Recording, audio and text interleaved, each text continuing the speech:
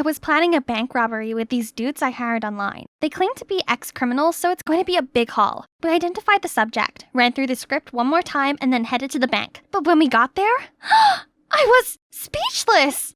Hi, my name is Jolie. Wondering how I ended up robbing a bank? Come on, I'll take you on a wild ride. I come from a happy family with a mom and dad who always showered me with unconditional love. In fact, they were so perfect, I don't think they'd ever argued about anything. Growing up, I was taught to be a good person and prioritize school for future careers. I did just that, and they were so proud. But then one day, I came home to shocking news. Mom and Dad were getting divorced. But why? Honey, this was the best for both of us. We're just not that compatible. Not compatible? Did you just figure it out overnight? Sweetie, I know this is hard, but we're gonna be okay, I promise. No, we're not. We're a broken family and you just act like it's nothing. Do you even care at all? Days later, I still couldn't get my mind off it, until I passed by this restaurant and saw a familiar figure. Was it Dad? Holding hands with a strange woman? What the freak? Dad's been cheating on Mom? I immediately dashed home to tell Mom, but when I got there, I didn't have the heart to break it to her. Mom, you okay? It's just that the divorce has been hard on me. I respect your dad's decision, but this is really hard for me. You're the only family I got now, Jolie. No, she's wrong. I won't let her be this brooding ex-wife of Dad. I'm gonna get him back to her, once he sees how his beloved daughter is being affected by this divorce. So the next day, I went to the park and picked the flowers in public. Well, not exactly, but it's bad, right? Then I crossed the street when the sign said stop, but the policeman didn't even bat an eye. Hello? I'm breaking the law over here. Okay then, Mr. Whitman's restaurant we go. I didn't order anything, but just drew all over his wall, in chalk. Well, you don't want it to stay forever, right? But Mr. Whitman appeared and thanked me instead, as I gave him the best ideas to keep the kids entertained while eating in his restaurant. Ugh. Frustrated, I read the whole book at the bookstore without paying, littered in public, and even kicked some trash cans over, but nobody seemed to acknowledge my bad deeds. So I binge-watched some crime movies to activate my evilness. Aha! A robbery! That's why I hired those idiots. Gold Beach Bank and Trust, not Gold Beach the hat shop, you imbecile! Sorry, my mistake. We went ahead with the robbery anyway and managed to steal a bunch of hats, and I made sure to accidentally drop my wallet with my ID inside. The next day, I came home from school to see the store's owner raging at Dad, accusing him of bad parenting. But Dad stayed oddly calm and just paid for all the hats I stole. What? Go get ready. You and I are going to dine out tonight. There's someone I want you to meet. Let me guess. It's the side chick I saw the other day. Jolie, this is... Aurora. I'm your dad's friend. Aurora, we should tell her. Oh, drop it! I knew already. You two have been having an affair, haven't you? Jolie, watch your words. Why? Because it's the truth? Dad was about to say something, but Aurora stopped him. I can't believe you do this to Mom. I ran out of there and hid in this alley, crying with an aching heart, when I spotted some guys looking sketchy. They had a suitcase full of money and kept looking around cautiously. Suddenly, I stepped on a squishy, and it made the loudest noise and got them all to turn towards my direction. I immediately ran away before they spotted me and bumped into someone. Who's that? Show yourself! The guy instantly understood the situation and hid me away. Just a cat, Lalo. After the gang left, I stepped out to thank him. And my, such a heartthrob. I was going to offer to repay him, but he just brushed it off and walked away. So freaking cool! Later, I got home and saw Mom packing. She said she'd move out soon. And Dad didn't even stop her. Suddenly, I noticed something. Pictures of Mom and... Aurora! Mom, you know this woman? Aurora? Yeah, we've been friends since middle school. Friends? She's not your friend. She and Dad have been having an affair behind your back. It's really over, isn't it? No, Mom! You need to stand up for yourself. If you don't do anything, then I will. There's only one way now. Get the school involved. If they see a straight-A student like me suddenly turn rebellious, they'll talk some sense into Dad, right? But of course, I need to make sure my bad deeds are legit this time. Suddenly, I noticed everyone buzzing around. Oh my god, did you hear? We got a new transfer student and he's got such a bad boy vibe. Tell me about it. He's been the hottest topic ever since he got here.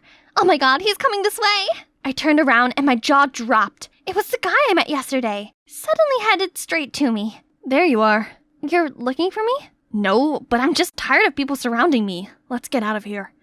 So, transfer student, huh? What happened to your hair? Just thought I'd change it up a little. You know, more appropriate for school. Wait, aren't you like some kind of bad boy? Why are you following the rules?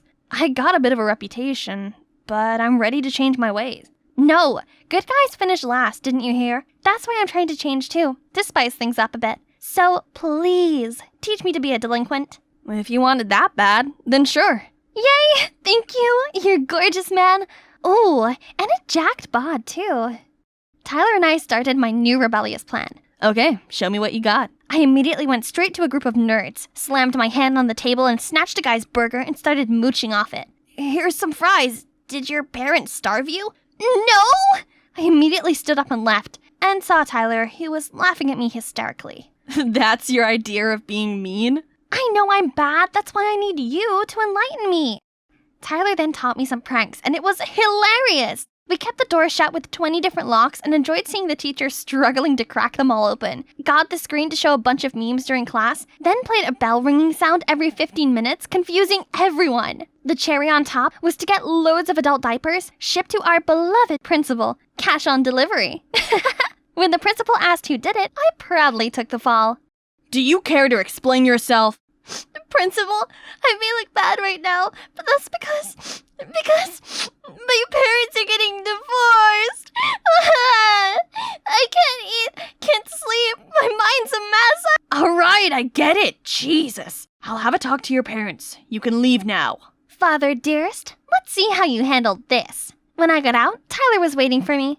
He drove me away, then stopped by this gorgeous lake. You didn't just rebel because you were bored, right? I sighed, then started pouring it all out that had been bottling up inside of me. Guess having a normal family is luxury to both of us.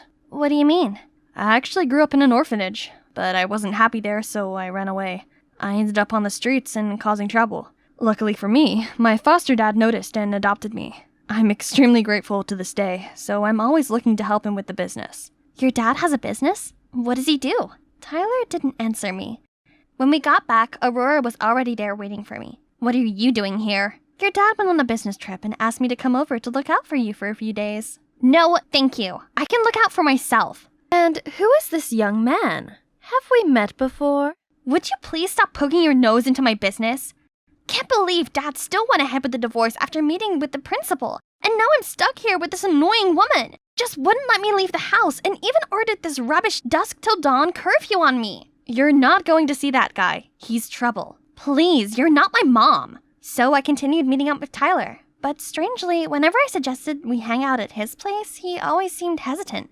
So one time I went to his house to surprise him, but upon seeing me, he looked so worried. What are you doing here? You're not supposed to come here. We have a guest today. I turned around and was transfixed to see the sketchy guy from the alley. Lalo, I'm Tyler's dad. You must be... Jolie. Oh, right, Jolie. Tyler told me lots about you. Come on in. Be my guest. But Tyler pulled me out of there. We stopped at a nearby park when he finally loosened up a little. That man was your foster dad? Yeah, I just couldn't tell you the truth. I'm afraid you wouldn't want me around anymore. That's not true. You don't get it. He's running an illicit business and now he's asking me to take over. I know I'm deeply indebted to him, but I don't want to do anything illegal. Then don't. Just because he brings you up doesn't mean you have to do everything by his orders, especially breaking the laws, right? Tyler nodded, but still seemed troubled. That evening, Tyler was driving me back home when I suddenly saw a familiar face. I told him to drop me off there. Inside, Aurora was sitting side by side with a man, both looking all dressed up. Across the table was another person. What was she up to? I'm telling you, this pair of top-notch diamond rings is perfect for your wedding. Right. We only want the best for our wedding. Right, babe? Wedding? Those two? She's two-timing my dad. I quickly recorded their conversation and went home. Dad should be back tonight from his business trip. But when I told Dad everything, even with the recording, he still wouldn't believe me. What are you talking about? I was just out shopping all day with my friends. Told you so. Dad, you'll regret this deeply. And you, don't even think you could get away with this. I'll never accept you into this family. Tomorrow, the court will decide who I'm going to stay with. I know just what to do. I can't be in this house any longer. At the court, I stood up, to everyone's surprise, and spoke about how I got mistreated at home with Dad and Aurora, and asked to stay with my mom. The judge then asked Mom what she thought. I'm not so sure. Jolie should just stay with her dad. I was completely disappointed. Mom wouldn't even fight for me. When we got home, Dad immediately went bonkers on me while Aurora pulled off her nice act again. Right then, I got a text from Tyler asking to meet up, so I just stormed out of there. No, Jolie, wait up! When I arrived, Tyler looked surprised. Jolie, what are you doing here? Mijo, I used your phone to ask her to come here. Lalo then ordered his gang to tie me up. I was struggling to get away when someone rushed towards us. Lalo!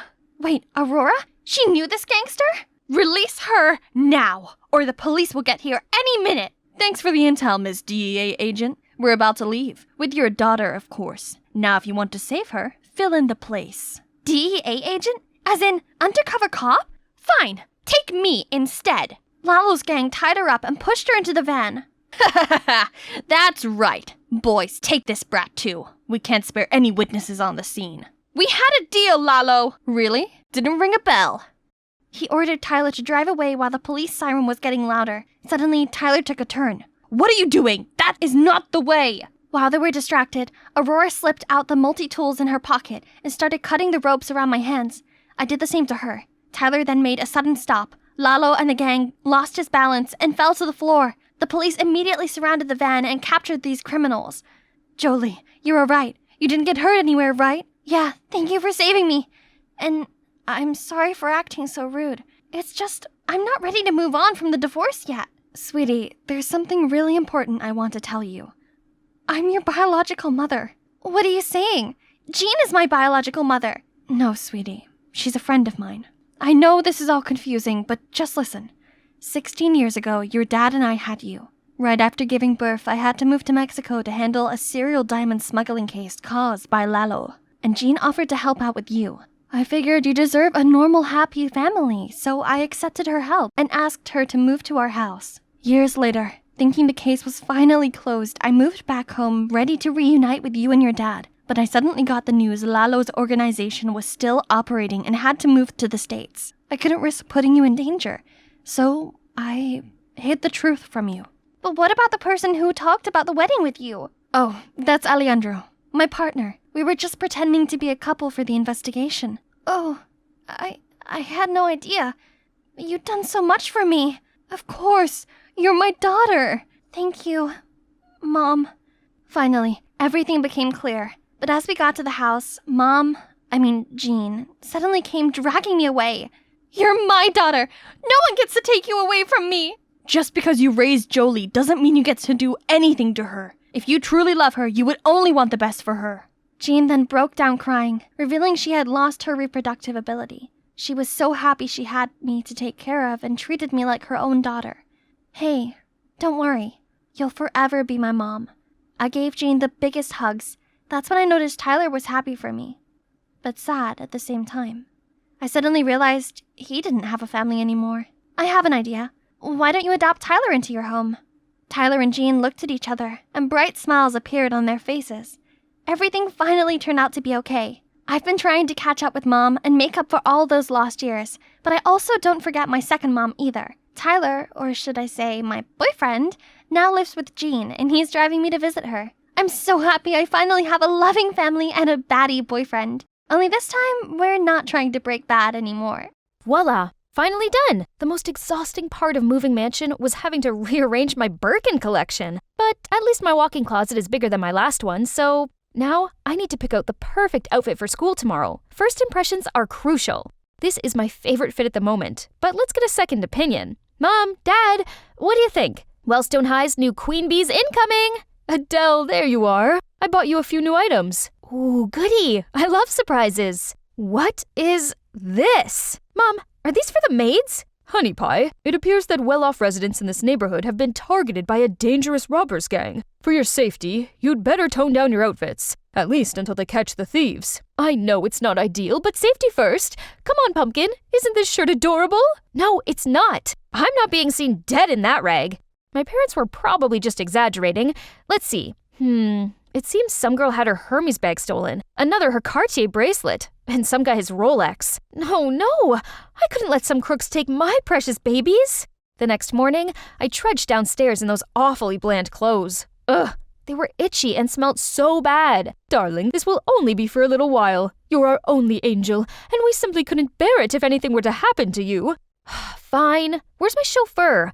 I want to take the Porsche today. At least that can still save my grand entrance. Absolutely not. If you do that, you may as well be wearing a beacon to attract those thieves. I think it's best if you take the bus. The bus? Before I could protest anymore, Mom kissed me on the forehead, burst into tears, and ran off hysterically. Have a wonderful day, sweetie. Great. So much worrying for me. Now I had no choice but to find the bus stop, wherever that was. I wandered around the corner when suddenly a deafening scream came from behind me. Thief! Watch out! I spun around to see a guy running towards me, so I immediately sped off. But soon I felt the thief reach me. Terrified, I crouched down, raised my bag. Here, take it! Don't hurt me! But no reply. I peered up and saw the guy was ahead of me and was restraining a bad guy. Turns out he wasn't the thief, and the actual thief wasn't after me. Oops, how embarrassing. Let's just leave ASAP, but I ended up crashing into some flashy car. Are you okay? It's the guy who just caught the thief.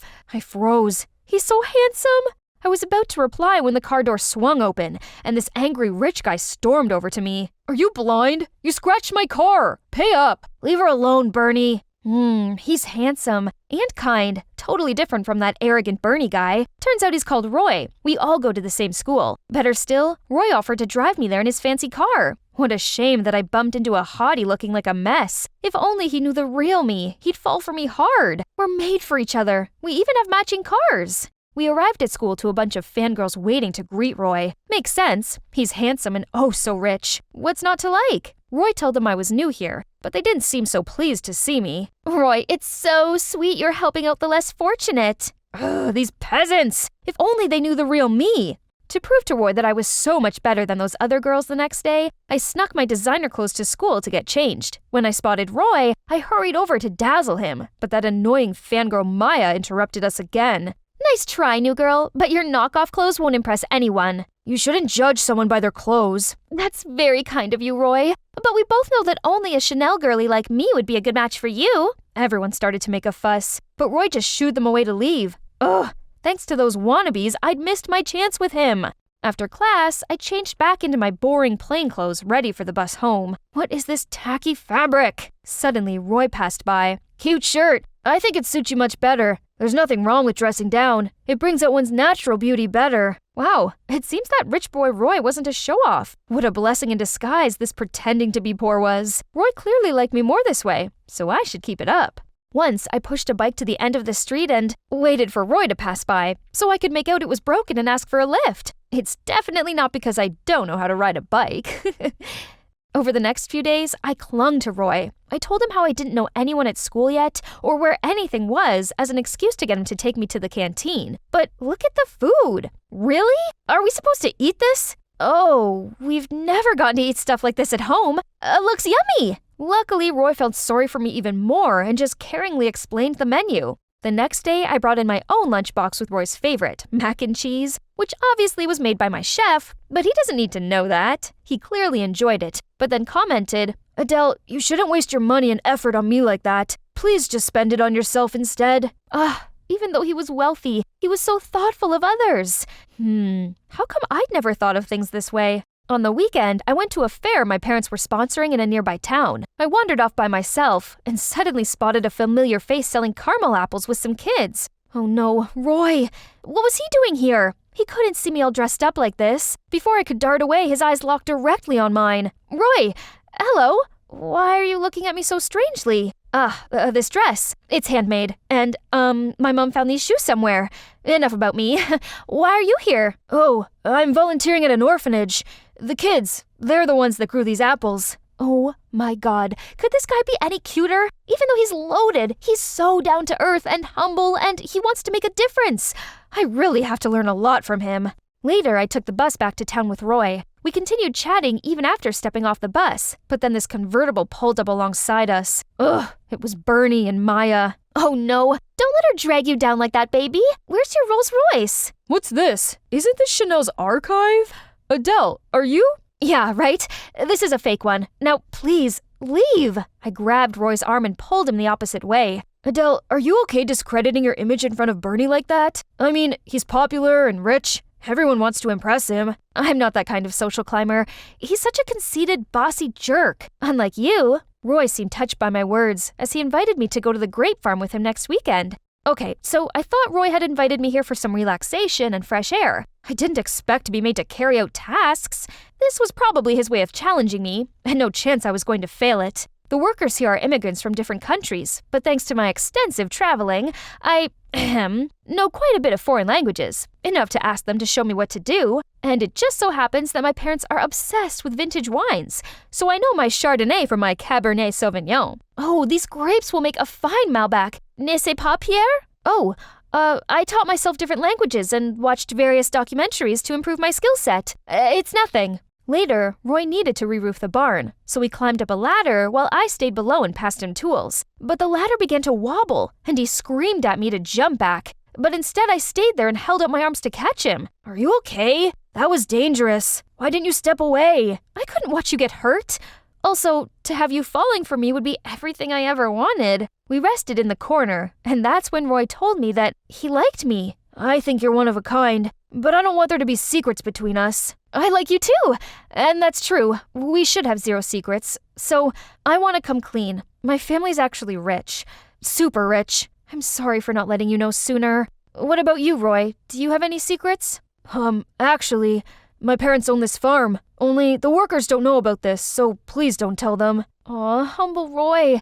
He's really the sweetest. He was also very understanding about the reason why I had to hide my true background.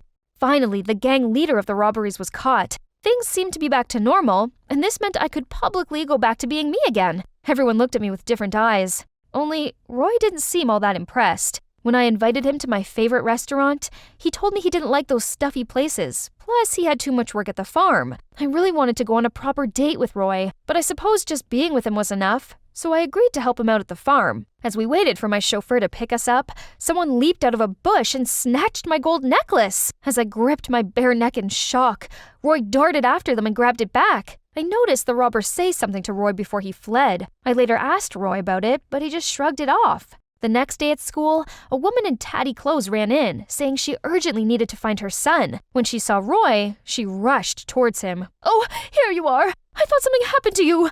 Someone told me you were in trouble!" Everyone began chattering. "Roy, you're wealthy. Why don't you buy your mom some nice clothes?" He looked dumbfounded, then muttered, "I'm not rich. I lied." "What? Why? You always said money didn't matter, but you live in this facade?" Roy avoided my eyes, mumbled out a sorry, then led his mom outside. So this whole time, I didn't know who he truly was? Feeling hurt and deceived, I screamed out that it was over between us. My heart was cracked into two.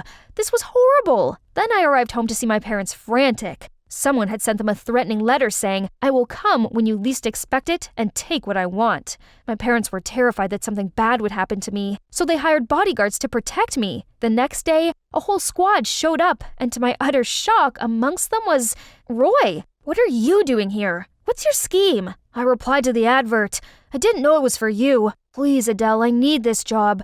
I could really do with the money." I hated that he'd lied to me, but I couldn't be that heartless. So I agreed that he could be my bodyguard, as long as he knew his limit. Having Roy follow me everywhere really sucked. So when Bernie appeared and asked me out, even though I didn't particularly like the jerk, I agreed to it. It felt good to dress up and be taken to fancy restaurants, and it felt even better to see how raging Roy looked. On my way to the restroom, Roy stopped me. "Bernie's not who you think he is. Please stay away from him." I put his words down to jealousy and shrugged him off me. If anything, what he said made me even more determined to get closer to Bernie. So when he suggested I throw a party at my mansion for my 16th birthday and invite all my friends, I immediately agreed. The party was great. It's been a while since I was able to have fun and forget about the recent shenanigan for a moment, thanks to Bernie. "Wait a minute, bae. I've prepared a big surprise for you." The lights went out, and I waited, wondering what it could be. But it's been a little too long. I called out for Bernie, but nothing. I didn't hear from Roy either. Realizing something was wrong, I found my way inside the house and was suddenly grabbed by someone. "Shh, let me show you something." He led me to the garage and I caught Bernie trying to start the supercar. Next to him was a bag full of priceless jewelry. That was fast. Ugh, we couldn't make a tiny single profit this month. Again? Business is so slow these days. Oh no, it's already past 5? Gotta go pick up Lucy. I rushed over to Elena's house. She's my best friend. She often helps take care of my daughter Lucy so I can work extra hours. No matter how tough things were going for me, at least I still have Lucy. Even on the worst days, one look at her angelic smile, and I realize things aren't so bad after all. Why the long face? Has this month been as hard as last month? I nodded, sadly, and entered the house. It's been even worse. I just want to earn enough money to provide a nice life for Lucy, but I'm barely breaking even. I looked over at Lucy, who was playing with her dollies on the living room floor. I plopped down on the sofa while Elena brought me a cup of tea. Things will get better. I just know it. How about I read your tarot cards to see if things will improve for you? Yeah, right. Let's just assume those fortune-telling things are right. I'm not into the spiritual stuff, but Elena swears by it. I suppose it can't hurt to hear what she has to say, right? She made me shuffle the cards, then laid some out on the coffee table in front of me. Oh, that's interesting. Hey, Nora, seems like your life's going to change sooner than you think. Destiny is telling me that it'll be tomorrow after work at the bakery close to your shop. It looks like you'll meet a man. A rich one. I stared down at the cards. How on earth was she getting all this information from them? Yeah, whatever. Thanks for looking after Lucy, but I better take her home and make her dinner. Pfft, who would believe those fortune-telling tricks? But, come to think of it, I'm also desperate. With all the lockdowns and Brexit, my little candle shop in the south of England wasn't going so well of late. No amount of 2-for-1 offers or sales events were helping. Ugh.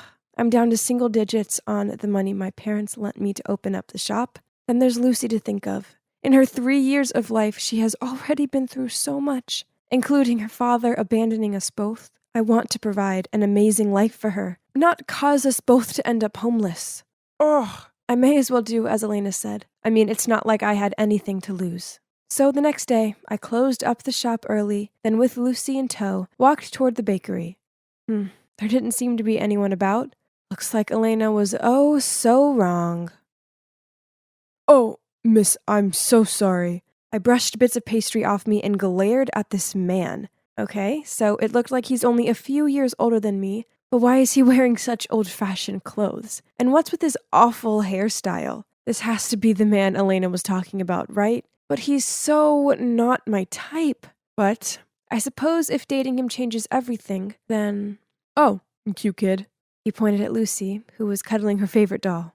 Yeah, this is my daughter Lucy. Sometimes I swear she loves that doll more than me. She won't let it out of her sight. He chuckled, then nervously scratched his head and said, You're a good mother, I can tell. Are you going this way? He pointed up the street. I nodded, then started walking alongside him. Okay, so he's called Dylan. He's an engineer and he's just moved here for work. We exchanged numbers and you know what? We've been texting quite a lot. Soon we started hanging out, and he's not so bad, albeit a little on the boring side. Lucy seems to adore him, though. He pulls silly faces to make her laugh and buys her sweets. He even took us both to the zoo. OMG, it was so good. And Lucy loved seeing the penguins.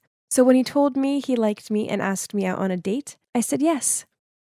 Okay, so he's not my usual type, but he's rich, caring, and good with Lucy. Besides, it's all too much to be a coincidence, right? Elena's tarot reading must have come true, and he's the guy who's going to change my luck.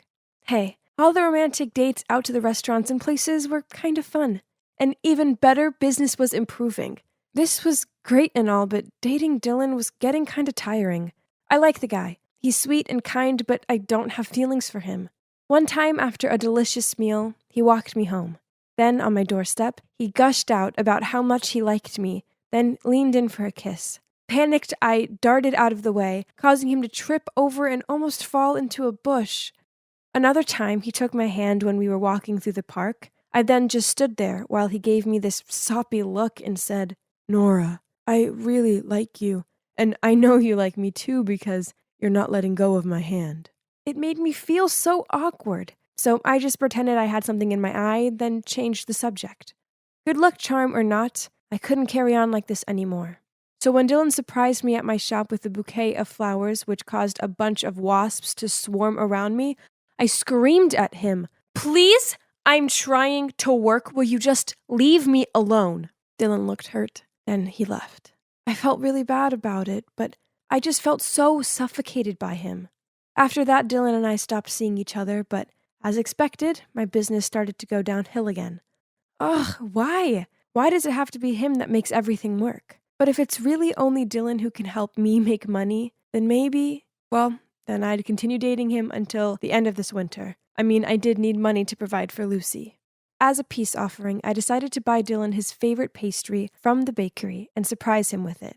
But as I was walking out of the bakery, I walked straight into someone. Dylan?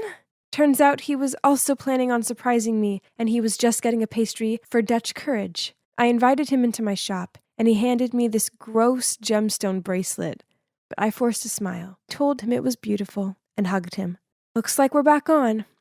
That night, I went home and placed the bracelet on the side. But then Lucy got a hold of it, and I noticed one of the gemstones on it was missing.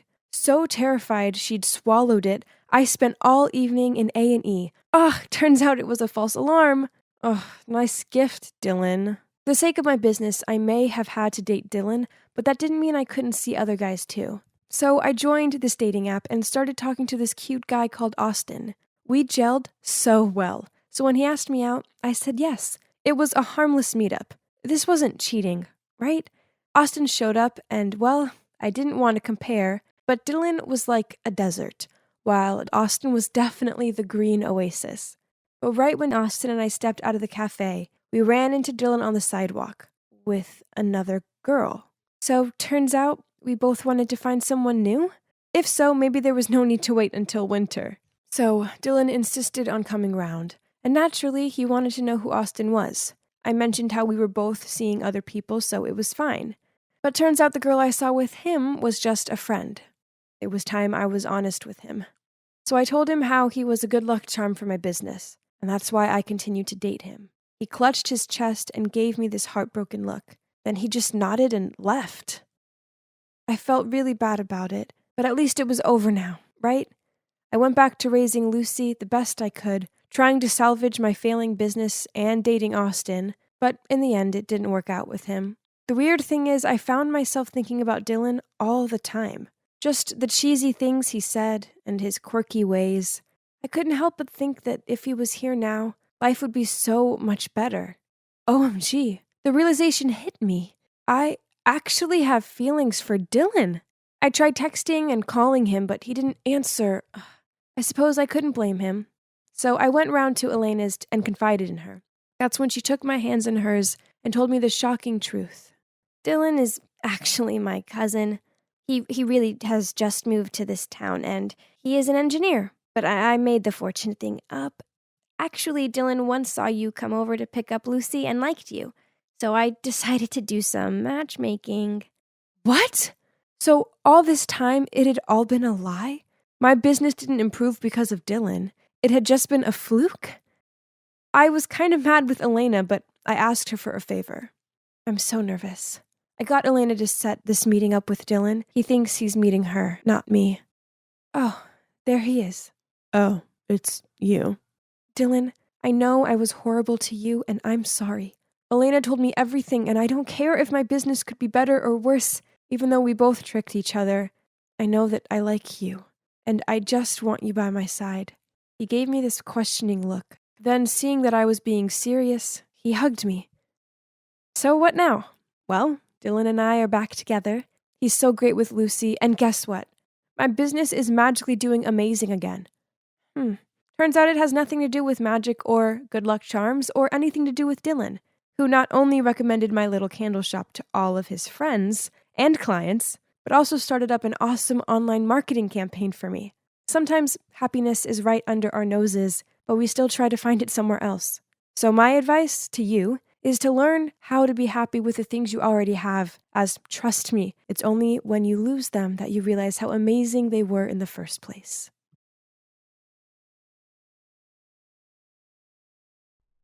Why wasn't it working? I followed all the steps, but still nothing. At that moment, my best friend Harry walked towards me and asked with a confused look, "Hey, what you doing?" "Hey, Harry. I'm just working on this plan to become popular, but it isn't going so well.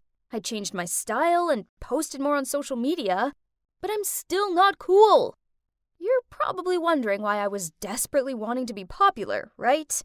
Well, it's all because of my annoying hiccups. Last year, I was on stage performing the play Our Town when I suddenly started to hiccup, constantly. I couldn't stop, and the whole audience started to laugh at me. In the end, they had to replace me with my understudy.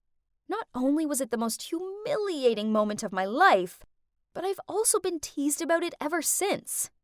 this year I wanted to become popular. Then everyone would forget about the hiccuping incident. If only becoming popular was easy. Hey, you could help me. No way! Your plan is crazy! At that moment, the new student, Amanda, passed by, surrounded by a bunch of other students. Why is this girl so popular? I mean, she's only been here a week. You don't know? She's Dustin's sister. He's already the most popular guy in school. So being his sister makes her popular too. Duh. That's it, Harry. The fastest way for me to climb the popularity ladder is to date Dustin. At first, Harry seemed confused by this, but then he suddenly agreed to help me. With one condition, of course, that after I succeeded in becoming Dustin's girlfriend, I had to introduce Amanda to him. I knew it! He had a crush on her. Every guy in the school does. Fine, I'll help him, as I need Harry in this anyway. He plays a crucial role in my plan, and you'll soon figure out why. After school, I was waiting in a corner at the parking lot when Harry walked towards me, followed by Dustin. I heard you're giving tutor lessons? Yeah, that's right. I don't take money. I just need... What do you need? I need you to pretend to be my boyfriend. Dustin burst out laughing, but then when he saw our serious looks, he stopped. You two are crazy, but I do need to pass math, so... Okay. However, my grades have to improve within 2 weeks. Then we have a deal. Deal? I grinned. Within 2 weeks? That's so easy. What a catch. You must be wondering how we managed to pull that off. Well, Harry's on Dustin's soccer team and overheard the coach tell him if he didn't improve his math grade, he'd be kicked off the team. Basically, we used Dustin's weakness to get the deal. I know I had no chance with him by using my lousy flirting skills. So, it's time to use my greatest strength, my brain. Pretty smart, huh? I started to tutor Dustin. Then after 2 weeks, he shot up 2 grades. And that's when he held up his end of the deal and pretended to be my boyfriend. The next day, Dustin and I held hands and walked into school. And just as I expected, everybody was gawping at us. I even heard them whisper about me, "Is that the hiccup girl with Dustin?" And, "Whoa, since when were those two a thing?" Ha! And that's not all. Wherever I went, people would follow me. And in every class, everyone wanted to sit next to me. Finally, I was popular, and I loved it. I just finished tutoring Dustin at his house and was about to head home when his mom appeared and invited me to stay for dinner. Awkward, but I didn't want to be rude, so I said yes. Besides, this was a great opportunity to talk to Amanda. I was sitting next to Dustin at the dinner table when Amanda walked in and gave me a dirty look. What is she doing here? Amanda, manners! Okay, had I upset her somehow? After we finished eating, I helped Amanda clean up.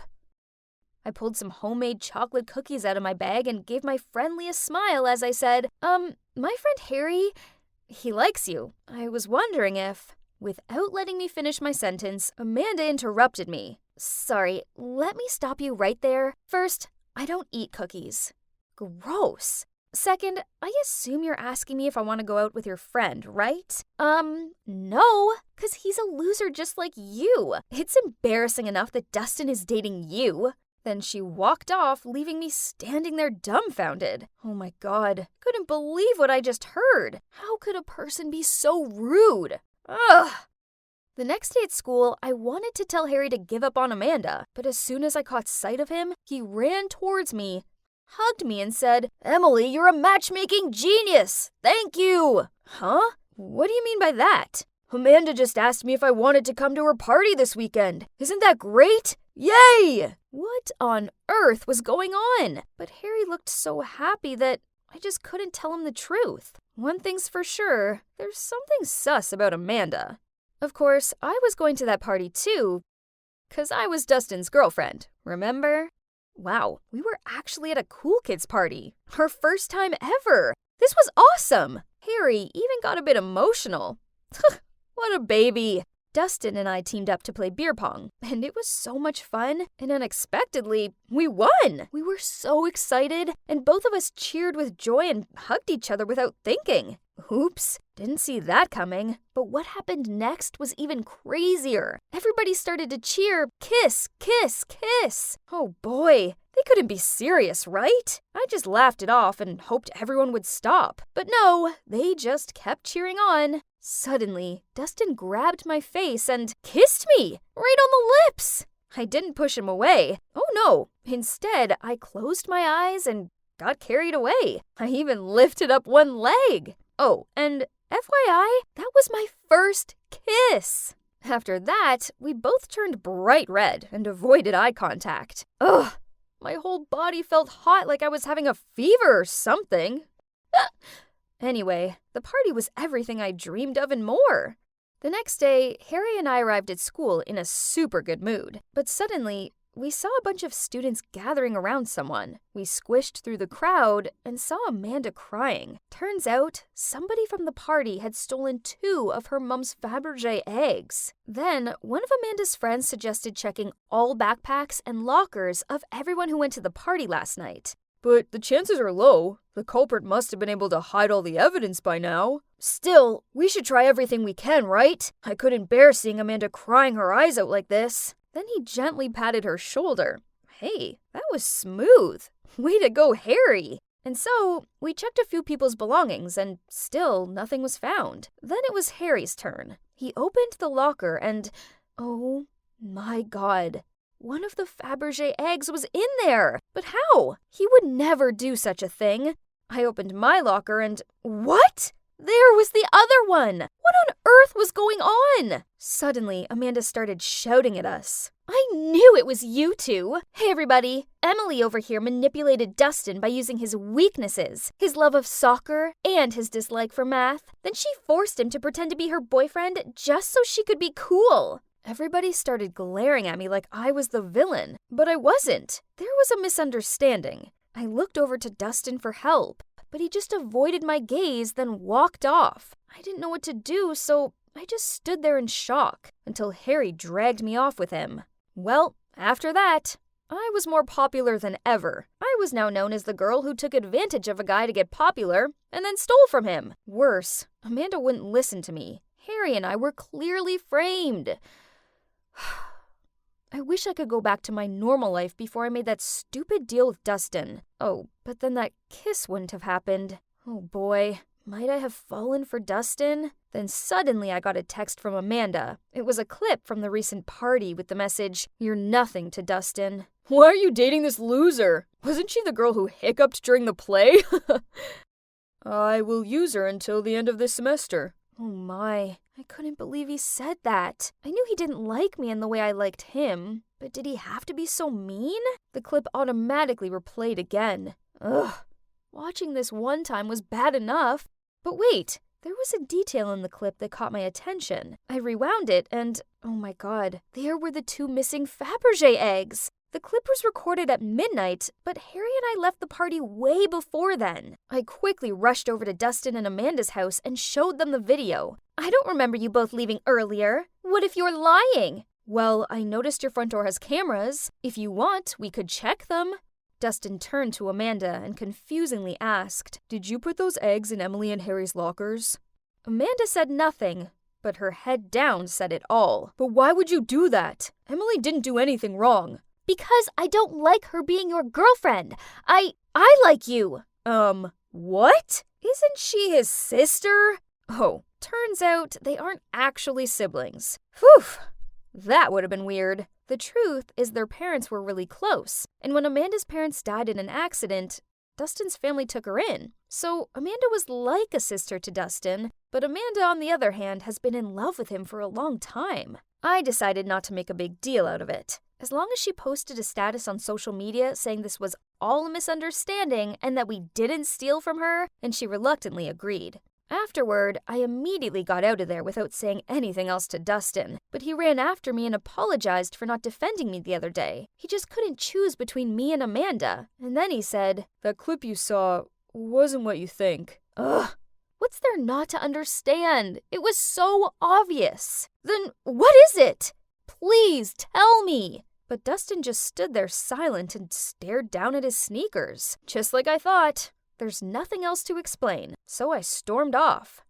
The next day, Amanda posted the status and our names were finally cleared. My life is back to being boring, but it's okay, as I now know that being popular isn't what brings me happiness. Oh, and about me and Dustin? Well, a few days later, he sent me a video. It was the same clip from the party. At first, this frustrated me. I mean, why would he make me endure watching that again? But then I noticed that this clip was longer, so out of curiosity, I pressed play. And you won't believe what happened in the second half of that video. After the part where Dustin said he just wanted to use me, everybody teased him more. He got angry and yelled. Yes, Emily is weird, but weird in a good way. I like the way she smells books every time she opens one, and the cute way she gets embarrassed when she sneezes loudly. And do you know what I like most about her? That she hiccups every time she's nervous. You heard me right. I like her. You see? Dustin likes me too. Amanda cut this part of the video out on purpose so I'd misjudge him. But now that I knew the truth, what do you think I did? Yeah, of course I forgave him. I mean, how couldn't I?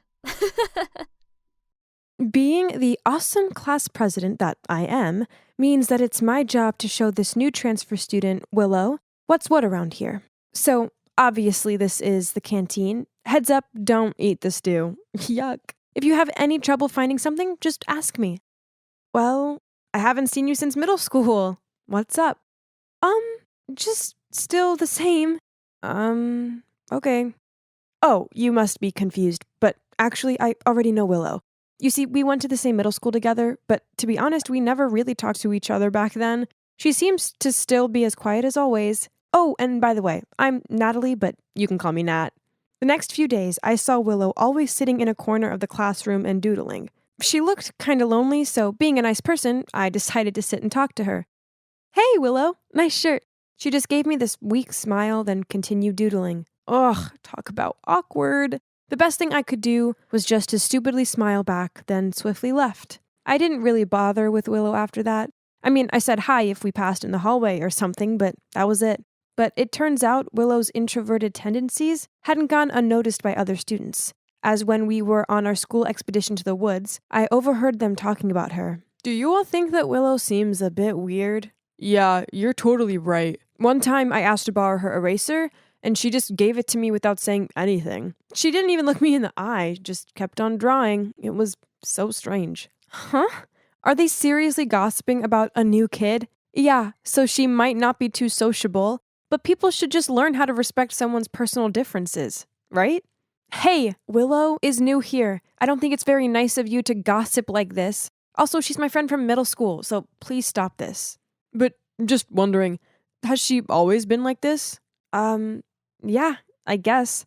Actually, I was quite surprised to see her in our class. In middle school, her grades weren't that good, so it's kind of odd that she's in the top set with us.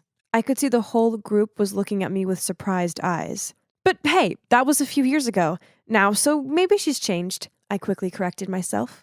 Then, a few days later, I was standing by my locker when suddenly my best friend Layla appeared and gripped my shoulders. Oh my god, have you heard the news? Everybody is saying Willow only got into top set because her parents made a huge donation to the school. Can you believe that? What? Who's spreading this absurd rumor? I don't know, but someone's saying that she wasn't that smart in middle school. Oh my god. Was the rumor culprit me? It was me. I did it at the expedition. Oh no, I didn't mean to. Oh, how could I let this happen? Then when I entered class, I noticed a sobbing Willow being comforted by some other students. I felt horrible, so I also went over to her and tried to cheer her up. Don't worry about it, Willow. Everyone knows this rumor is a lie. Why would anyone do such a thing? I mean, I just transferred here. Who would hate me so much to say something so mean? Oh man, I sure felt guilty. Oh, could things get any worse? Yeah, turns out they can. As after class, Miss Holmes suddenly asked me and Willow to stay behind. Oh no. Did she know I was the one who started the Willow rumor? I sat there sweating like a turkey at Thanksgiving, waiting for Miss Holmes to bust me. But then to my surprise, she said, Nat, please, can you help me get to the bottom of this horrible rumor? Phew, what a relief. But at the same time, I was freaking out. How was I supposed to catch the person responsible when I was the one who started the rumor? Albeit accidentally. Ugh, what a dilemma. Wait a minute. I think I have an idea. What about I blame it on a troublemaker? It's not like they would care anyway. Whilst I'm a straight A student, and getting into trouble for this could affect my chances to get into a prestigious college and ruin my life. Right at that moment, this guy called Bob shoved past us, then leaned against the wall and scrolled through his phone. Bingo. Gotcha. I put one hand against the wall and gave him a suspicious look. Hey Bob, how you doing? Fine. So, about this Willow rumor? Who did you hear it from? Bob just shrugged and continued staring at his phone. Or did you do it? Maybe you were bored. So you spread the rumor to tease the new girl. Am I right? Or what? Only by then Bob looked at me. What? Are you crazy? I don't know this Willow girl. Besides, I was off all last week sick. Now leave me alone. Oh man, this was a massive fail. Now what should I do? I needed a minute to think. Okay, don't panic, Nat. You're smart, so you'll think of something. That's when I turned and caught a glimpse of Willow's sad face. Don't worry, I will find out who did it, I comforted her. But inside I was screaming. I hated lying to her, but this was an accident. I never meant to spread that rumor. At that moment, Layla appeared and said she wanted to help. Great! Like this quest wasn't complicated enough. Ugh.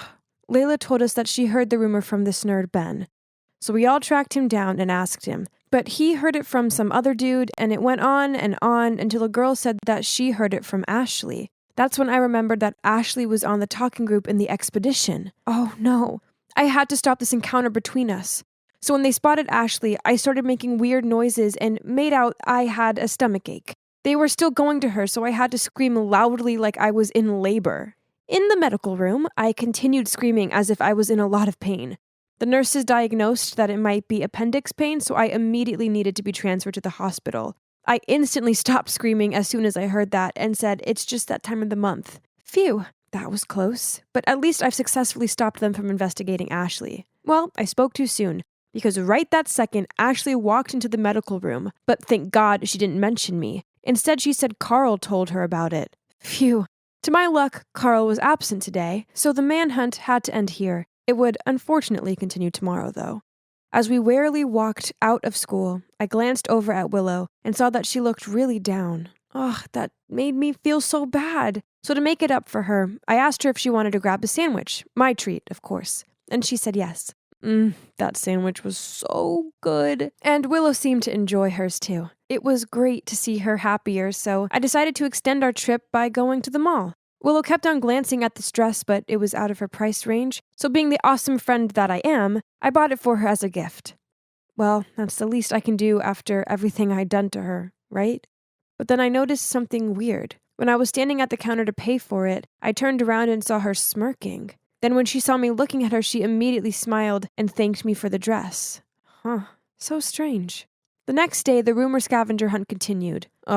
We cornered Carl and questioned him, but he couldn't remember where he heard it from. Layla asked him to think carefully, and he just shrugged and said he had no idea. Layla got suspicious, so she immediately reported him to the principal's office. I didn't even have a chance to stop her. The next thing I knew, we were being called out over the loudspeaker and summoned to go to the principal's office. Then Carl confessed that yesterday he got an anonymous message via Facebook saying that they were willing to pay him if he agreed not to tell the name of the person who told him the rumor. He showed us his phone, but all the messages and the user account didn't exist anymore. That's right. I was the anonymous user who contacted Carl yesterday. Thank God I deleted the messages and the account on time. But things weren't that simple. The principal decided to suspend Carl for withholding information. Finally, my plan worked. But why wasn't I feeling happy about it? On the contrary, I felt bad. Really, really bad. Blaming someone for my mistake wasn't right. I couldn't do that to Carl. So I stood up and blurted out, "It was me all along. I started the rumor, but it was an accident." Well, and that's it. Cue a 2-week suspension. Now Willow is refusing to hear my apology, and everyone else thinks I'm some villain. Only Layla has stuck by my side and remained adamant there was more to the story. Then, a few days later, when I was trying to curb my boredom with potato chips and a Love is Blind marathon, Layla came by and told me the shocking news. There may be a chance that I wasn't the person who spread the rumor about Willow. The thing is, Layla continued asking around school and ended up with a girl named Rosa, who had a reputation for gossiping. Rosa told Layla that she was in the bathroom when suddenly a girl in the cabin next to her started telling her about the rumor. Rosa found it odd, so she bent down to see who it was, but the only thing she could see was a pair of pink Nike Air Force One. Then Layla asked me, "You know who always wears those, right?" I nodded. "But objectively, there could be other girls who own the same shoes, correct?" Fortunately, Rosa also noticed an important detail that will help us close the case. The right shoe has a tear mark. I checked our suspects' shoes, and they match. So we finally knew who really did it. We just needed a plan to trap them. The next day, we called Willow to meet us at a cafe and told her that we found the real culprit. But when Willow arrived, she immediately got mad and yelled at me. "Stop blaming it on somebody else. Maybe the person heard you when you were speaking about me during the expedition trip." As soon as Willow said that, Layla and I immediately looked at each other and grinned. "What's so funny? I never told you that I spread the rumor at the expedition. I didn't even tell the principal. I only confessed that I was the one who said it. That's all." Willow looked shocked. Then we told her about Rosa and how she saw Willow's shoes, so Willow couldn't deny it anymore. "Okay, it was me. I've never liked you, and you think you're so perfect. So at the expedition, when I overheard you talking about me like that, it made me so mad that I came up with the idea to spread the rumor about myself and then blame it on you. So you'd look like a horrible person and I'd get people's sympathy. A genius plan, right?" Oh my, oh my. Who would have thought that the victim herself was actually the one who did the crime? Layla got so mad that she immediately wanted to report Willow to the principal, but I stopped her. I realized that it was partly my fault too. If I hadn't told people anything about Willow, then this never would have happened. So, well, after that, Willow and I stopped talking to each other. Actually, if I see her in the hallway, I'll purposefully walk the other way. But anyway, thanks to this incident, I learned some valuable lessons. Never, ever gossip, as it's just not worth it. And also, choose your friends wisely. So, here I am, practicing this tricky pose. I must not fall over. "Rosie, straighten your back. Hang in there. You've got this." That's Bradley, my yoga instructor. Can you see that? There are more than a dozen people in this class, yet he only seems to encourage me. Did this mean he liked me? I didn't need to look in a mirror to know my cheeks were lobster red right now. I'm Rosie, by the way, 18 years old. I'm still single. Not to brag, but I know I'm kind of pretty, friendly, and fun to be around. So it's easy to tell that many guys are into me. But why do none of them ever dare to confess their feelings to me? What were they so afraid of? Take Bradley, for instance. He clearly liked me, but was too shy to admit it. It was so obvious as he kept deterring past my mat just so he could check out my position. Even my best friend Joseph noticed that. As every time Bradley approached, Joseph would have this cheeky smirk on and send me signals with his eyes. I already told him not to do that. After class, Joseph kept teasing me about it. He told me Bradley definitely had feelings for me and just needed one more push for leverage. Although I reluctantly told him to stop, he insisted on being the wingman by texting Bradley about me. "Bradley, why don't you ask Rosie out? You two look really cute together." "Come on, you know that wouldn't work." "Huh? Why not?" "Because, Joseph, it's you I'm crazy about." I was not okay. What was the problem with all the men around me? Why didn't they like me?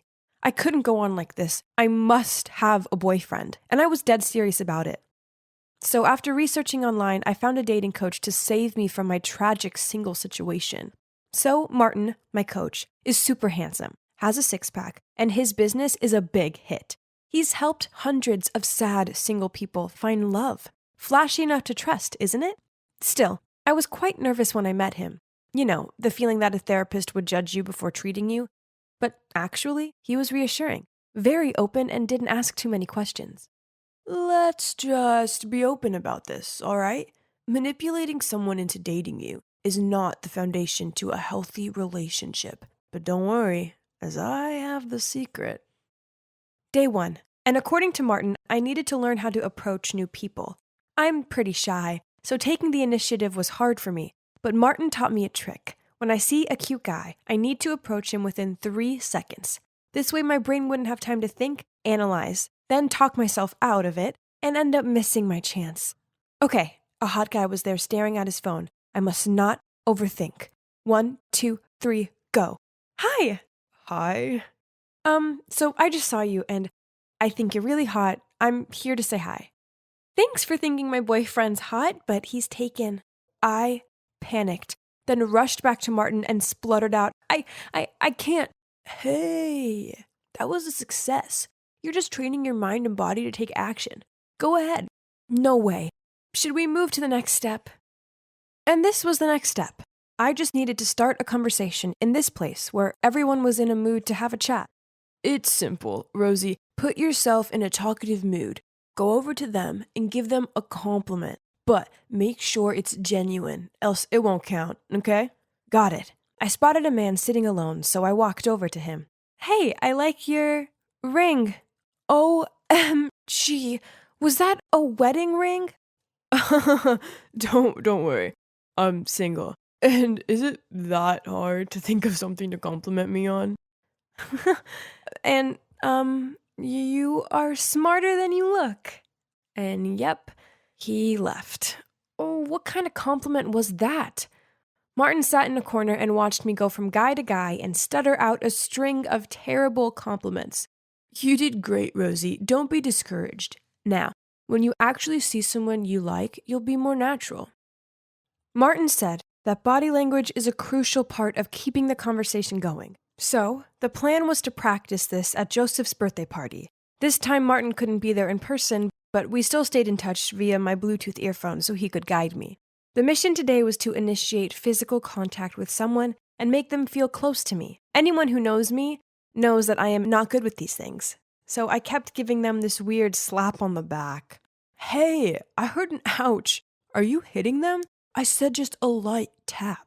I don't think I can do this. I'm too shy. And now guys are giving me weird looks. Martin said this time I should make the boys take the initiative, and then things would come more naturally. Okay, I'll give it one last try. This boy I like, Nathan, is over by the pool, but he's in a group. Nothing to worry about. You'll make him come to you. Now listen and follow. I walked over to the bar and made sure I was in Nathan's eyesight, sat as naturally as possible, made eye contact with him, and smiled. Oh, Martin, this is stupid. He doesn't even know me. Just wait. OMG. He's waving at me. Should I come now? No. Wave him over. Okay. You should take responsibility for this, Martin. I waved Nathan over. Then, to my surprise, he got up and started walking toward me. OMG, help, what should I do? Give a no-tooth smile. Then say, I just want to say hi. What? That was all?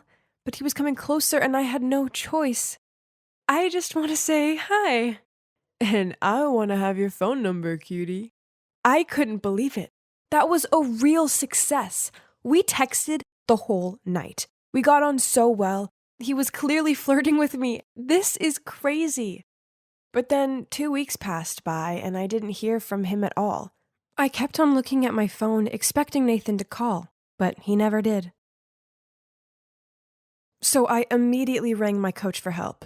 Ready for the bad news? So, that means he doesn't like you.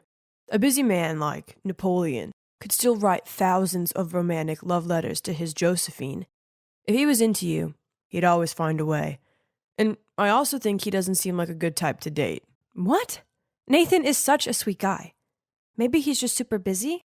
But then Christmas came and I couldn't wait any longer. I mustered up the courage to ask Nathan out. But guess what? He invited me to his house to enjoy Christmas with his family instead. Oh, wow. He wanted to introduce me to his family. This was massive. It meant he really took our relationship seriously, didn't he? But when we got to Nathan's place, to my surprise, it was just a small apartment and definitely not big enough for a whole family. Seeing my confused look, Nathan said his family must have changed their plans and went out, which was for the better as the two of us would have more time together. Suddenly, I saw a shadow of a girl in a red dress in his bedroom. Then Nathan immediately pulled me away and said, That's my maid. How annoying. So, do you want to go to the hotel so we can have more time alone? Really? Did he think I was born yesterday? I refused immediately, and Nathan began to change his attitude. Okay, but I can't drive you home. I have something urgent. But don't worry, I'll take you to the nearby bus stop. I have never felt so stupid. Martin was right. Nathan wasn't serious about me. He just wanted to use me. But what went wrong? I did everything I could, but I kept failing again and again. No one liked me. I called Martin in tears, and he ended up driving there to pick me up right on Christmas Eve. I felt like the most tragic person ever. Martin was so patient. He turned the radio on so loud and didn't say anything until I finished crying and calmed down. Misread the signals again, huh? How could I have known? Well, I'm not saying this to make money off you, but looking at the current situation, I think you need to hire me for longer than you think. My love life may have sucked, but at least I had Martin. Here's my hope. He was the best coach ever, as he didn't mind answering my questions, and he always picked up the phone whether it was office hours or midnight. Then one night I was out with my friends. I drank a few too many wines and phoned Martin up and slurred out a load of drunken nonsense. He immediately came to pick me up and drove me home, saying that he needed to make sure I got home safely. He was such a sweet guy. I felt something, but then reassured myself that he was just being nice. But Joseph insisted that Martin was only acting this way because he liked me. Seeing everything he did, and you still have to wonder about his feelings? Dummy. Believe me, I'm not wrong this time. Mr. Sixpack is crazy about you. Congrats. Thinking about it, it did make sense. So I started stalking my coach on social media and daydreaming about him. Then taking Martin's own advice that I needed to make my feelings known. So, on Valentine's night, I myself made this box of chocolates and took them round to his.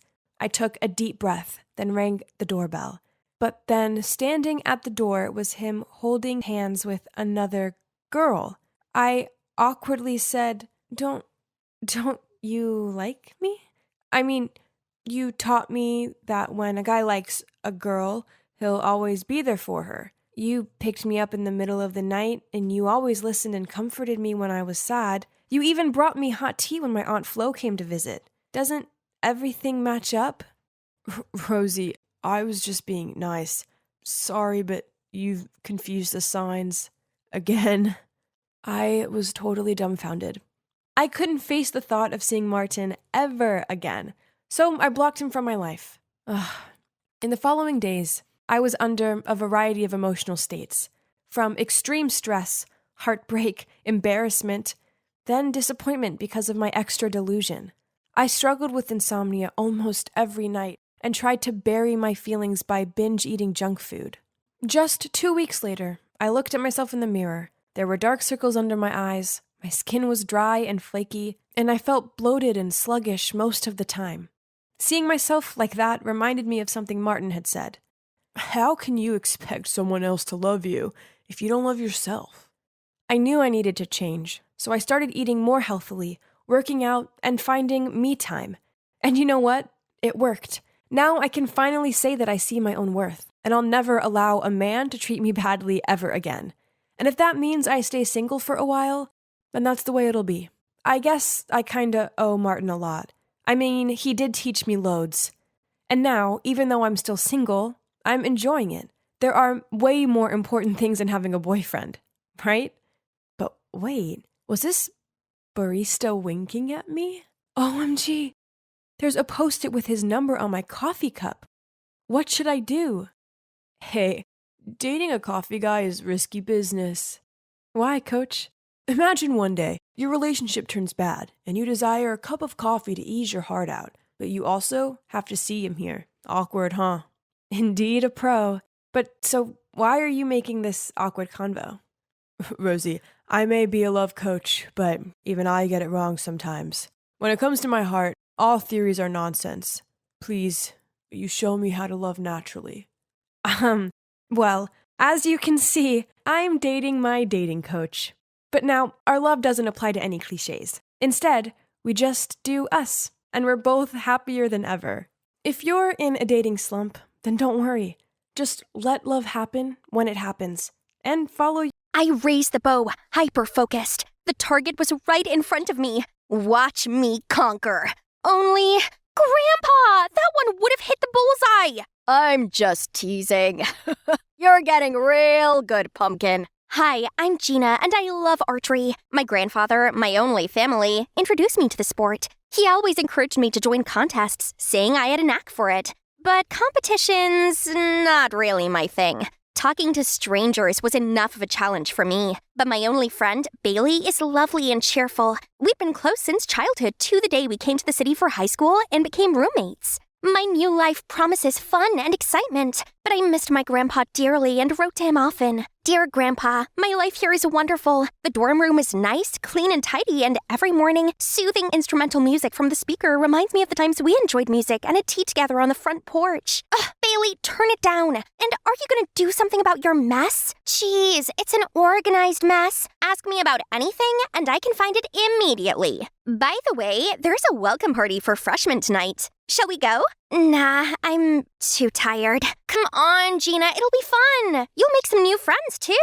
It's just... Okay, stay here then. I'm leaving. Somehow I felt a bit empty. I'd never noticed that Bailey and I were so different until recently. Bailey's a social butterfly who can make new friends easily. And me? I was introverted and reserved. I can't keep being this way. I came to the city for the experience. Duh! So when Bailey asked me to go to the school's fair, I immediately agreed. When the day came, while Bailey's chatting and giggling with other students, I just kinda absentmindedly faded into the background. Since Bailey did not seem to notice my absence, I decided to look around on my own. Suddenly, a scream startled me. Thief! Thief! I turned around to see a thief running away with a girl's handbag. Without thinking, I grabbed a set of bow and arrows nearby and shot at him. That's when I saw another arrow. Flying in the same direction, both arrows hit the thief right on his head and knocked him to the ground. I looked for the other archer and saw the Greek god Apollo, who's also looking at me. Then he went to handle the thief as I took the opportunity to quietly leave the scene. I was still daydreaming about that guy when Bailey barreled into our dorm with a group of friends. I quickly turned myself into a burrito and pretended to be asleep. But Bailey ruthlessly unfurled me with a wide grin. Hey, G, there's someone I'd like you to meet. Samantha, head of the school's archery club. Bailey told me you're quite an archer. Yeah, sort of. Well, we're looking for new members. You should come by. I'll be sure to stop by. Thanks. After school the next day, I visited the archery club and saw a familiar face. That's the guy from yesterday. Ooh, he also blows on the arrow like Grandpa. So cute. Oops, busted. Am I hallucinating or is he walking toward me? Hi, you were at the school fair. Your shot was phenomenal. I'm Chris, by the way. I'm Gina. So you're new here? Actually, I'm not sure if I'm going to join yet. Well, how about a little demonstration? Panicked, I tried to shoot with shaky hands and totally botched it. Sorry. Relax, you got this. He leaned over me and my heart was beating like crazy. I took a deep breath, softly blew at the fletching, and this time, I hit the target. See? Amazing shot. You should be more confident and open up so more people can get to know you. So Chris is into extroverts? He's right. It must be great being around an outgoing, confident girl like Bailey. She'd only been here for a week and already knew half of the school, and everyone loved her. So later that day, after struggling with myself, I decided to ask Bailey for help. Help? With what? Help me be you, an extrovert. You're fine the way you are. Why change? Right then, Samantha came to pick her up to go to a birthday party. Want to join us? You'd rather stay here and read, correct? You know me. Then Bailey left, just like that. All right, if she doesn't want to help, I'll do it myself. Time to break out of my cocoon. So I spend the next few hours giving myself a makeover. Not bad, was it? When I arrived at the party, everyone gawked at me. Hey, are you the sun? 'Cause your beauty is blinding me. If so, you should stay 93 million miles away from me. As much as I wanted to run straight home, a voice in my head kept screaming, socialize. On the internet, they said extroverts are always ready to make friends, like Bailey, who's part of every single conversation. So I mustered all courage to throw myself into the largest group who's talking about cute Arctic animals. I remembered a communication tip. Lead the conversation. So I did. Isn't it so sad that those animals are losing their habitat to climate change? The next 5 minutes was me monologuing about the issue, but they didn't seem too interested. Okay, plan B.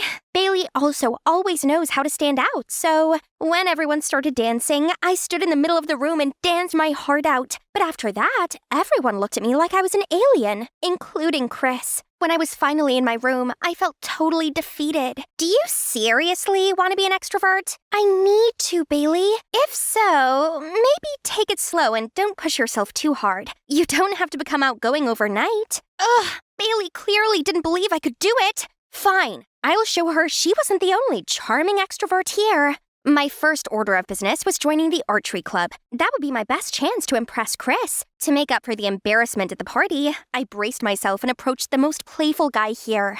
Hi, I'm Gina. I like your shirt. Thanks. I'm Patrick. Patrick is the student council president. He's here to help promote the archery club. Then whenever Chris passed by, I tried to joke around with Patrick, although he seemed distracted. But Chris just turned away and looked unhappy. Gina, what's the deal with you and that Chris guy? He keeps looking over here. Oh, Chris? He's just a club mate. Maybe it's 'cause he doesn't like me very much. Boys thing. Anyway, I'm thinking about joining this club. Would you teach me? Sure thing. After that, Patrick and I often practiced archery together. I got too excited and set the target as far as I could, pulled a string with all my might, and tried to keep my cool as the arrow hit the bullseye. Out of nowhere, Chris popped out. Awesome, Gina. Best shot I've ever seen. Impressive, Gina. Wanna grab a drink before you teach me how to do that? Right then, Chris offered me a bottle. You like apple juice, right? I saw you only drink that at the party.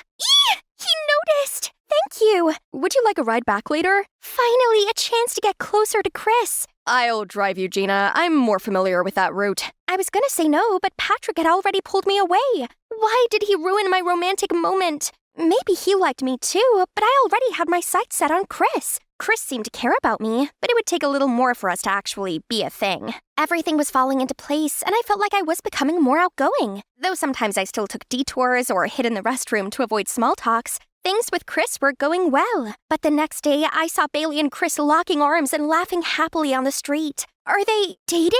Then why did Chris keep my hopes up and act like he cared about me? All my efforts were for nothing. Even if I tried to be like Bailey, of course Chris would prefer the original. I glumly went to my room shortly before Bailey, holly jolly as usual, came back. You look awfully happy.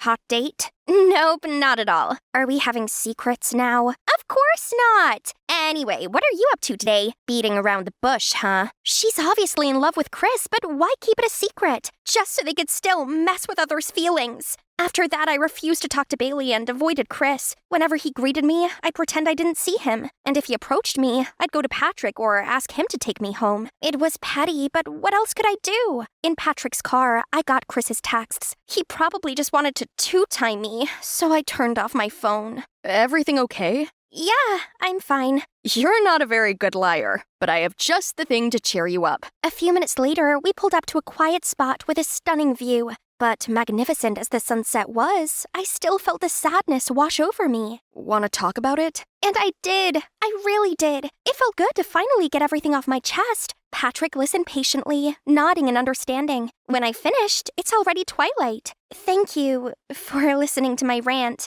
Sure, anytime. I want to be there for you, Gina, and I would never hurt you. I know you're into Chris, but I really care about you. You're a true hidden gem, and I want to help you be all that you're meant to be. I was surprised. At that moment, Patrick became even more attractive than I'd ever thought. Maybe I should be with someone like him and forget about those toxic people. So, I agreed to date him. The following day, Patrick already made it public. See, that's what a decent guy would do. He took me to the spa, cooked for me, and was always so sweet. I'd never felt this way for anyone, and it actually felt like love. However, it wasn't always peachy being Patrick's girl. He constantly attended tons of events as the student council president and would have me as his +1. On those occasions, Patrick would talk to everyone while I stood awkwardly. I wanted to join, but didn't know how. All right, laughing would totally show that I'm following their conversation, but everyone just stared blankly at me. What's so funny about my grandma's broken hips? Oh, jeez, I wanted to dig myself a hole immediately. Soon after, Patrick told me to utilize my archery skills for a fundraising commercial shoot. The pictures went viral, and I became popular. People wanted to befriend me everywhere I went, and it was exhausting. When I told Patrick, he said, That's good. You'll be the face of this fund, which will help a lot of people. Like Katniss Everdeen and the First Rebellion. I'm so proud to have you as my girlfriend. Let's keep this up, okay? Something about that didn't sit well with me. But isn't this the life I've always been dreaming of? I was so busy with Patrick's plans that I had no time left for myself. I even forgot to write to Grandpa, and it had been a while since I last went to the archery club. Bailey tried to catch up with me, but I still ignored her. We grew further apart, even though we shared a room. The show today was suddenly cancelled, so I seized this chance to drop by the archery club. I got more comfortable and liberated with each arrow I shot. I finally felt like myself again. When I was done, I caught Chris staring at me. I was instantly flustered and tried to leave, but Chris followed me. Gina, I don't even recognize you anymore. It's like you're trying to be someone you're not. Are you really happy? You're the fake one. You like social butterflies, don't you? If I stop trying, I'll become invisible again. You just don't like Patrick, and it bothers you that he's my boyfriend. You're right. I don't like him, but it has nothing to do with this. Not wanting to hear any more of his lies, I just stormed off. But as much as I didn't want to believe Chris, his words got me thinking. I found Bailey waiting for me in our dorm room. She looked a bit timid. How are things going between you and Patrick? Everything okay? Of course. You got a problem with us? Can you come with me after school tomorrow? There's something I want to show you. I followed her out of curiosity. Bailey led me to the back of the school, then told me to hide in a corner and wait. Then I saw Patrick. He wrapped his arm around Bailey, who promptly pushed him away. Come on, I know you've got a thing for me, Bailey. Why won't you leave me alone? You literally have a girlfriend. Pfft, Gina, I made that chick who she is. A cash grab to make a quick buck off of. That stupid girl still believes that was actually a fundraiser. I could have picked anyone, but the fact that it bothers Chris when I'm with her was the icing on top. I can't be with that obnoxious weirdo, but you? A magnificent work. I can't take it anymore and bolted towards Patrick and slapped him right across his smug face. You are the biggest jerk I've ever met. You're the biggest loser I've ever met. You have the magnetism of a towel. Watching you embarrass yourself in front of all my friends is painfully terrible. No wonder they snicker about you behind your back. I dashed away in tears as Bailey scolded him. She caught up to me shortly after. I'm sorry you had to find out this way. Recently, Patrick started flirting with me. I couldn't go without showing you his true colors. You can say that because everyone loves you. Even Chris chooses you. And I thought I had a chance with him. It's so unfair. People will never treat introverts like me the way they treat you. Wait! You like Chris? Having no energy left to be angry, I slumped down, sobbing. Listen, I'm sorry that I refused to help you become an extrovert. The reason is, you're already amazing, Gina. Since we were kids, I've always admired you. You're smart, patient, and determined.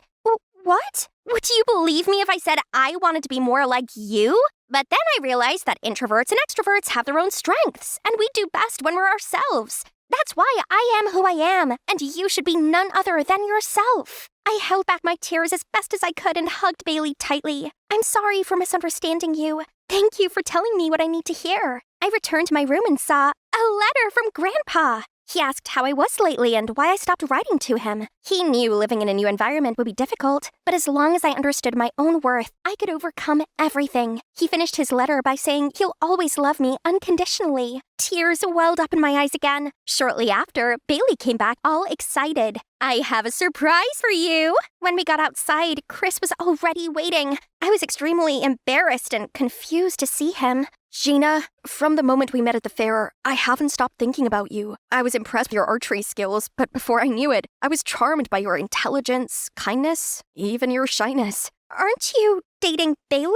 What? Chris is my cousin. He talks about you all the time. I was gonna set you two up, but you were already with someone else. I couldn't believe my ears, and my heart went wild. At that moment, Bailey received another flirty text from Patrick. Ugh! What am I supposed to do with this sleazeball? Well.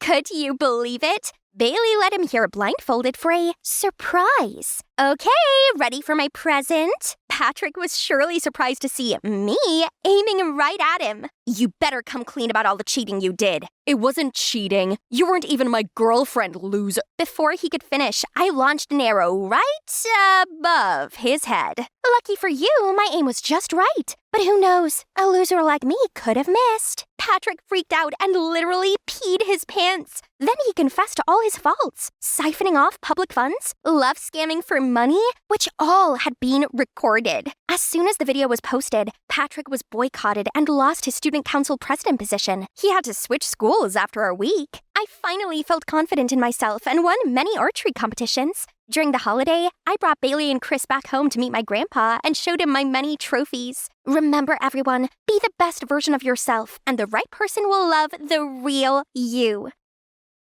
Hi everyone, I'm Andrea, but people here call me Feifei. Please like and subscribe. My life was extra special because I had 2 home countries. Even though I was born in China, during our trip to America when I was 7, I got lost from my family. At first, I was really scared and lonely, but the more time I spent in the orphanage, the stronger and more independent I became. It seemed like this place was filled with my greatest childhood memories. Life went on just fine until I was 15. A miracle happened. Feifei, Daddy finally found you! I didn't fully understand how, but tears started streaming down my face. Dad didn't change one bit, but my mom had passed away. So I was introduced to my stepmom, May. Our families finally reunited. Let's get back to China. I sadly waved my friends goodbye and returned to my home country. We, the Li family, came from a long line of pottery makers, and this is the 5th generation. Dad said that before his grandparents took their last breath, their dying wish was to preserve the family craft. And as the only granddaughter of the family, I carried the noble responsibility of inheriting this pottery shop. I believe in you. Make us proud. While I was still processing everything, my parents already dragged me to my relative's house for a meet and greet. There must have been 20 people here, and I had to memorize all their names? Grandpa Zhu, Grandma Lian, Uncle Tang, and Aunt Hua? Luckily, I still remembered some simple phrases from my childhood and greeted them with my broken Chinese. Then, I heard them talking about a robbery at my house a couple days ago. Dad got a big order to polish 12 vases for the Ming Dynasty, but they were nowhere to be found all of a sudden. The customer wanted to press charges, causing a big trouble for our family. The police were involved, but since all cameras were smashed, it was impossible to find the culprit. The detective in me was woken up, so I ran to where my aunts were to eavesdrop. But before I could ask anything, Dad came and dragged me away. It's none of your business, kiddo. Even if the police couldn't solve it yet. Focus on learning the trade.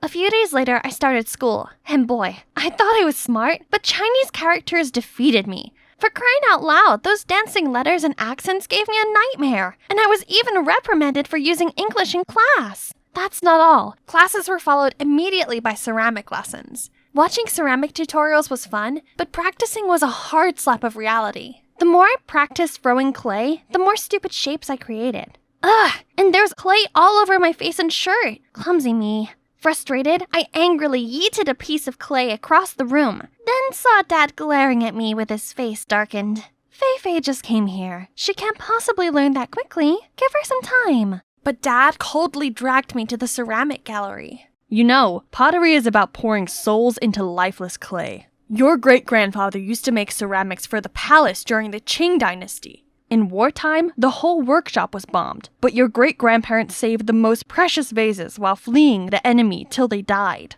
Dad's words made me realize how hasty and incompetent I was. I had to change. Then Dad introduced me to a guy. This is Cody, my best apprentice, aka Pottery Prodigy. He'll be your teacher. Cody's American, so communication was much easier. He's a great teacher who would always patiently fix my work to perfection, despite how many times I messed up. Cody's also friendly and easy to talk to. Some days our deep talks lasted until dawn. One time, while I was preparing the kiln, I accidentally found this half-burnt piece of paper in the corner. It looked not so normal because there was some handwriting that seemed important on it.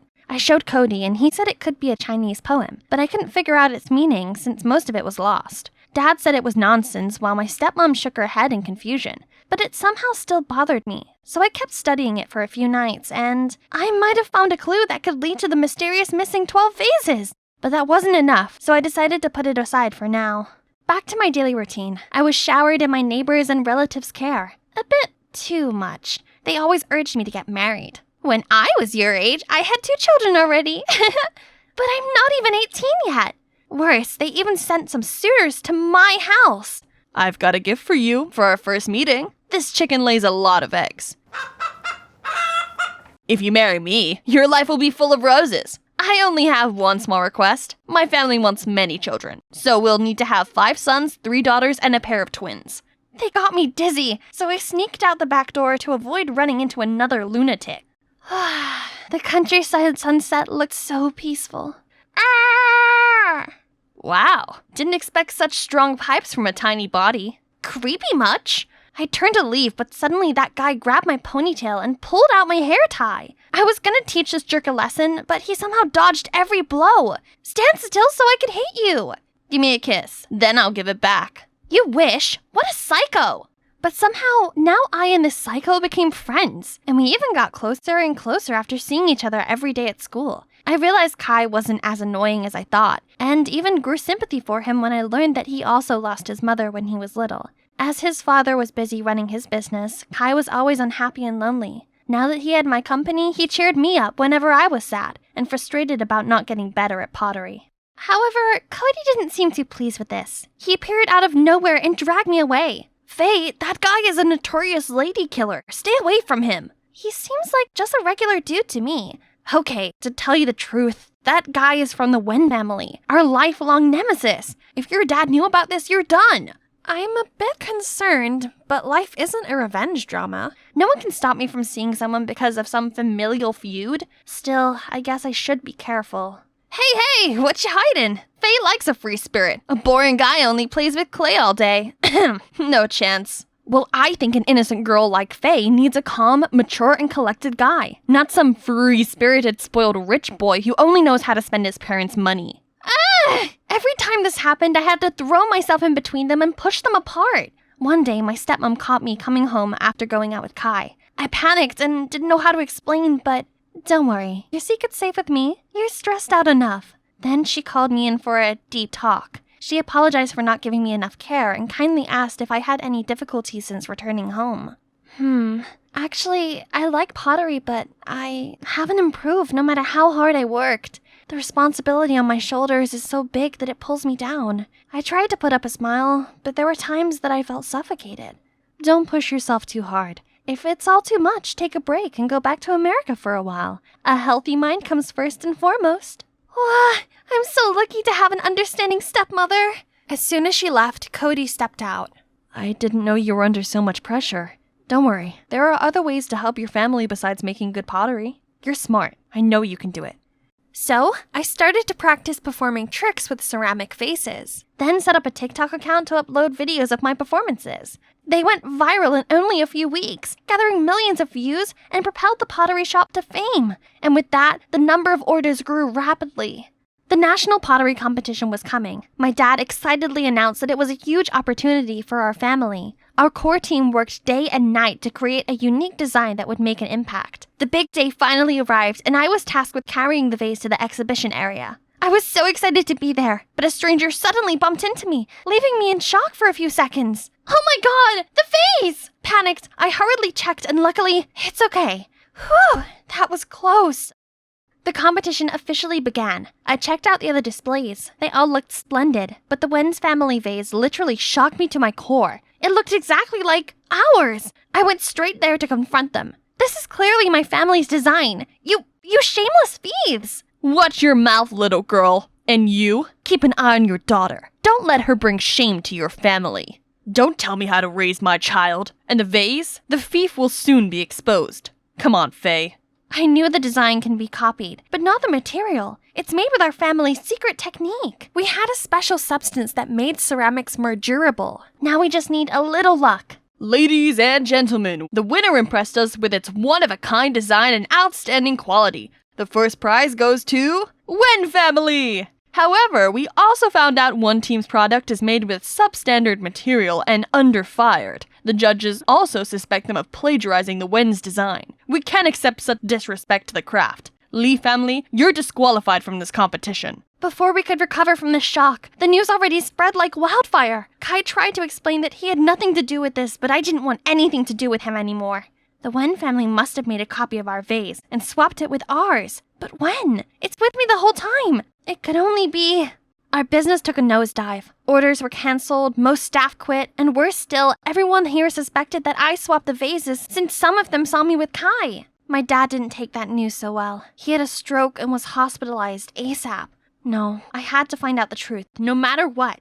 Only 3 people knew the design: Dad, Cody, and me. Right, Cody would know what to do now. Unfortunately, he took some days off to take care of his sick mom, so I decided to come to him again. He'd gone shopping, so his mom welcomed me. Thank you for giving my son a chance and paying him handsomely. Without the money, I might not even be here anymore. Money? What money? My son spent sleepless nights for months to complete your vase. Isn't that why you paid him that well? What? We'd never made Cody work overtime. What money is she talking about? Right then, Cody got home. I immediately confronted him. He denied everything at first, but then he had to give in. Who hired you? Really, I don't know. They texted me from a blocked number, then wire transferred me the money. Faye, my mom's really sick and I had no choice. I never expect such terrible consequences. I'm so sorry, Faye. I ran away ASAP. I can't hear another word. The saddest thing about betrayal is that it never comes from your enemy. When I got home, my stepmom was cooking. Oh my, you look pale. Poor sweetie. I couldn't help but leaped into her arms and burst into tears. She tried to calm me down before bringing Dad his food. I know I cannot be weak anymore. I'll find out who's behind all this, whatever it takes. I rummaged through the workshop until late, only to find nothing. Exhausted, I went to sit by the gate for some fresh air, and suddenly saw something in the bush. An envelope. Looks fishy. To not leave any trace, I opened it with steam instead of tearing. It's a Chinese poem, and had the same style as the one I found the other day. By reading the first letter in each line, I got this message. Yo, Chang, Jian, Mian. Meet at the oil factory, it is. The message coded in the other poem also referred to a place. It's gotta be a sketchy meeting to have its spot written in code like that. I quickly put the letter back and searched for the only oil factory in town, then followed the address to an abandoned factory. I ran straight inside, but it was totally empty. Was I wrong? I felt defeated and was about to leave when I suddenly heard a voice from the second floor. I crept up and saw Kai's father with a gang wearing black, and our 12 stolen vases! Right then, a hand patted on my shoulder. What you doing? I turned around to see a creepy face, then pitch black. I opened my eyes with a splitting headache, and my hands all tied up. Who's this? My stepmother, who's arm in arm with Kai's father? Already awake? You're on their side? My father didn't mistreat you. This is how you return the favor? I've had enough of your old man, a tyrant and self-proclaimed smart man. I deserve someone who loves and pampers me, like Mr. Wen here. If your father had been truly smart, he would have realized long ago that he had nurtured a serpent in his bosom. That Cody boy. Just wait and see. I will expose your scheming. Ha! In your dream? I already bought a plane ticket back to America. Be prepared to be welcomed by another orphanage. I even wrote your old man a touching welfare letter. He'll definitely have another stroke once he reads it. The secret letter has exposed you, and other evidence will soon be found. You can't get away with this. Do you mean this, feisty girl? In fact, what letter? Just then, the wind blew and swept the burning letter to some old oil containers at the corner, setting it aflame. The fire spread with lightning speed. They all ran for their life, leaving me behind. The smoke was thick, stinging my eyes. I was about to faint when Cody kicked the door open, dashed in, and untied me, while Kai covered me with his jacket. You? There's no time! Run! Then quickly carried me away from the fire. When we got to safety, the entire factory exploded. Okay, can you two explain everything now? I felt guilty about the pottery competition, so I secretly followed my father to find out the truth for you. I came to your house to apologize, but saw you rushing somewhere looking worried. That's why I decided to follow you, and I can't believe that the person hiring me is your stepmother. Me neither. Anyway, thanks, but I'm still mad at you. Are you okay now? I'm fine. I'm not sure about them, though. Animators, please replay the previous scene. Yep, I managed to record everything. With this priceless evidence, of course my so-called stepmother and Wen had to plead guilty and go to prison. My father was discharged from the hospital, and our 12 ceramic vases were returned. Now that our family's name's cleared, business is booming. After this incident, I learned to cherish our pottery workshop more. Determined to continue my family business, I started learning pottery properly to prepare for next year's competition. Root for me, peeps! And of course, I still have these two guys by my side. Only it looks like they no longer want to just be friends with me. What should I do? Please help me by commenting down below if you're hashtag Team Kai or hashtag Team Cody.